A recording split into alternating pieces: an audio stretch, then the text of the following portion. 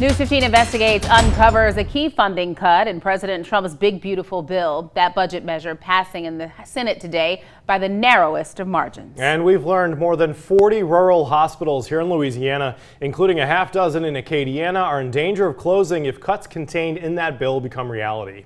According to Senate documents obtained by News 15 Investigates, one of those hospitals potentially on the chopping block is the Iberia Medical Center in New Iberia. That's because the bill would cut billions of dollars in healthcare spending.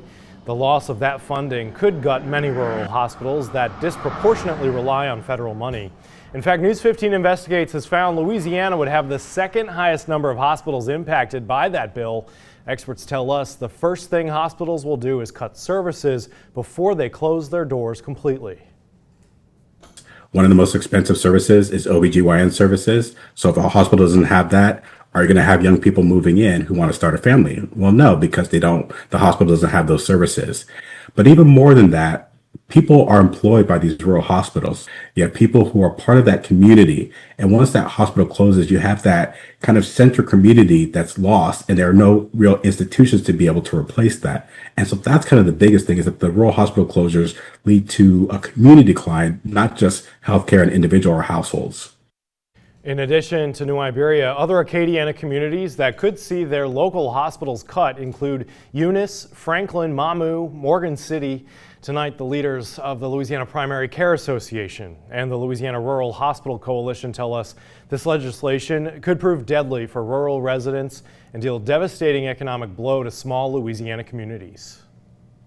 And so if we begin to cut that lifeline, then people are going to die.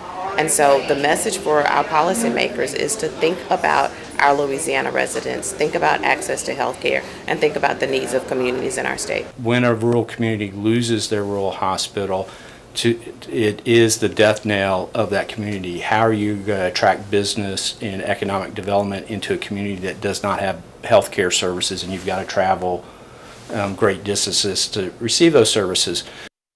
The U.S. Senate narrowly approved these hospital funding cuts today, with both Louisiana Senators John Kennedy and Bill Cassidy voting in favor of the bill, along with all but 3 Republicans. Senator Cassidy's vote was surprising to some observers because he is a physician. The bill still has to be adopted by the U.S. House, where Republicans have a razor-thin majority. And tonight, many in Louisiana's rural hospitals and clinics are calling on GOP House Speaker Mike Johnson of Louisiana to step in and reverse the Senate-approved cuts.